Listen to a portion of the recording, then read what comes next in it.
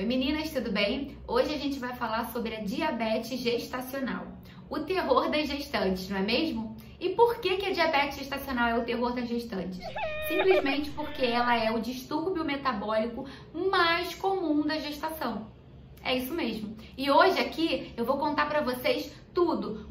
Bom, e por que isso acontece? Por que a diabetes gestacional acontece? Durante a gestação, o organismo da mulher sofre mudanças metabólicas e fisiológicas. Tudo isso para se adaptar ao novo ser que está crescendo dentro da mamãe.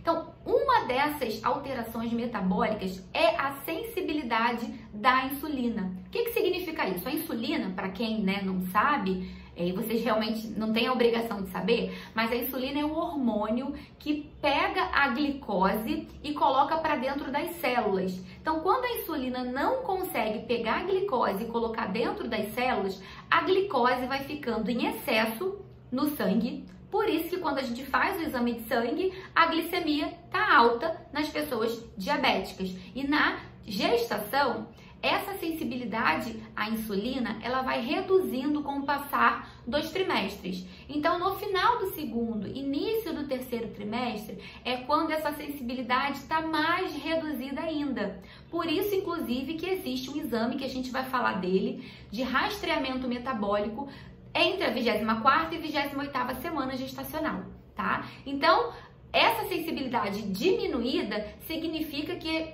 a mulher vai ter mais glicose circulando no corpo. Então, se ela não cuida da alimentação, se ela não faz uma atividade física, essa glicose vai aumentando, né? E a diabetes gestacional pode chegar. Então, é muito importante que a mulher tenha cuidado com a alimentação desde o início. Descobrir o que está gestante, se ela já não fazia uma alimentação saudável, é importante que ela faça, porque o organismo dela vai estar mais suscetível a ter glicose em excesso. Por isso, a diabetes gestacional.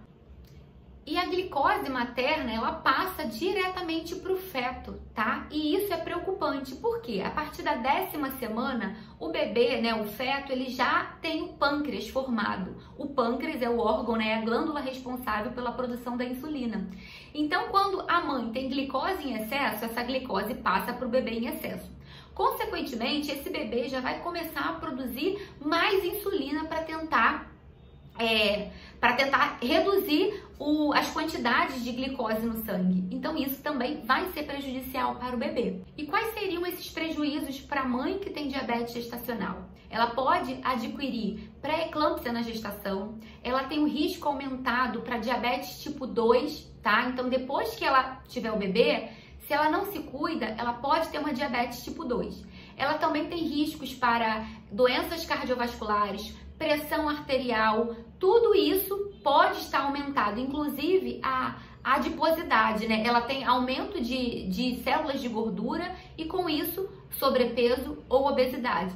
Tudo desencadeado pela diabetes gestacional. São os prejuízos para esse bebê. Esse bebê ele pode ser um bebê chamado GIG, que é grande para a idade gestacional, ou macrossômico. Um bebê GIG pode ter problemas na hora do parto, então nem sempre o parto normal pode ser permitido, ou pode acontecer traumas por conta do tamanho do bebê. Pode ter riscos de mortalidade neonatal. Esse bebê, quando criança e até adulto, tem maiores chances de pressão alta, diabetes, obesidade. Todos esses distúrbios metabólicos podem ser mais predispostos porque essa criança conviveu num útero, ela teve um ambiente intrauterino com excesso de glicose. E como é feito o diagnóstico? Na primeira consulta, seja do pré-natal nutricional ou com obstetra, o exame de glicemia deve ser solicitado.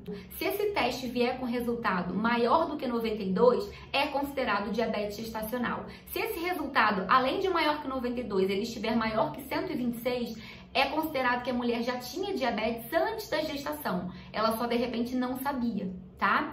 Se o resultado é menor do que 92, a mulher ela não tem diabetes gestacional, mas existe um rastreio que deve ser feito entre a 24ª e a 28ª semanas. Então, neste período, a mulher, a gestante, ela vai fazer um exame chamado de teste de tolerância oral à glicose. Então, ela vai tomar um líquido muito doce, as pacientes reclamam bastante, mas esse líquido, né, ela vai colher o exame em jejum, vai tomar o líquido, vai colher 1 hora após e 2 horas após a ingestão do líquido.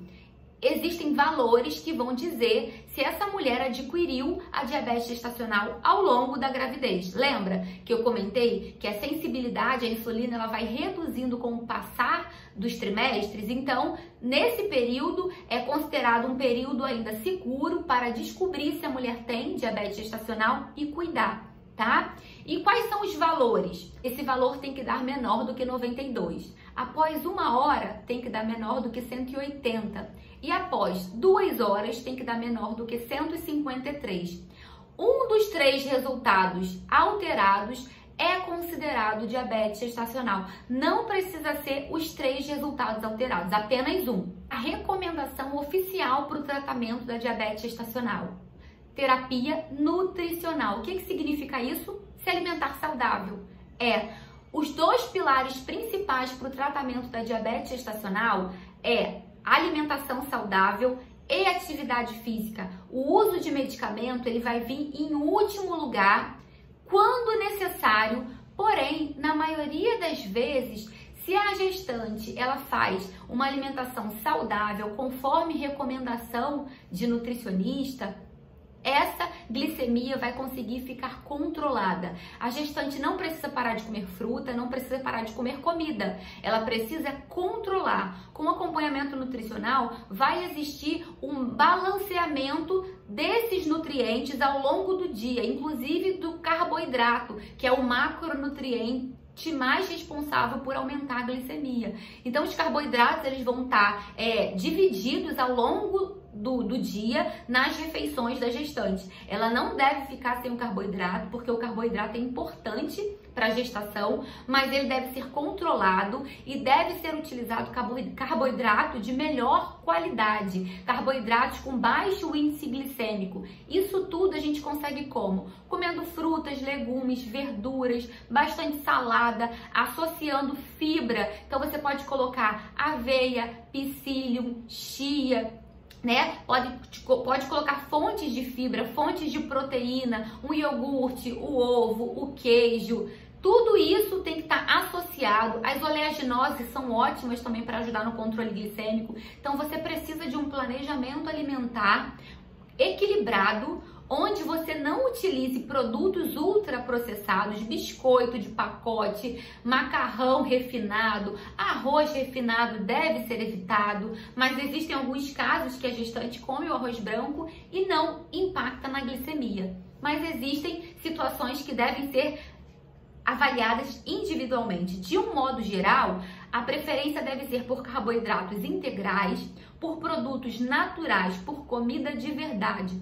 Então, resumindo, a gestante precisa desembalar menos e descascar mais, ou seja, evitar produtos industrializados e comer comida de verdade. É o que tem na terra, é o que Deus criou pra gente. É isso que precisa ser a base da alimentação de uma gestante, tá bem? É um momento difícil, se você tá passando por isso, eu aconselho que você procure uma ajuda profissional. O nutricionista é o profissional especializado, capacitado para te orientar. Se você não tem condição de ter um nutricionista, que você busque uma alimentação saudável, com comida de verdade, com o básico. É o básico que vai funcionar. Nada de salsicha, linguiça, presunto, pão francês. Não é isso que vai fazer você ter uma alimentação saudável. Você precisa de comida de verdade, de produtos integrais, de produtos na sua forma mais natural possível,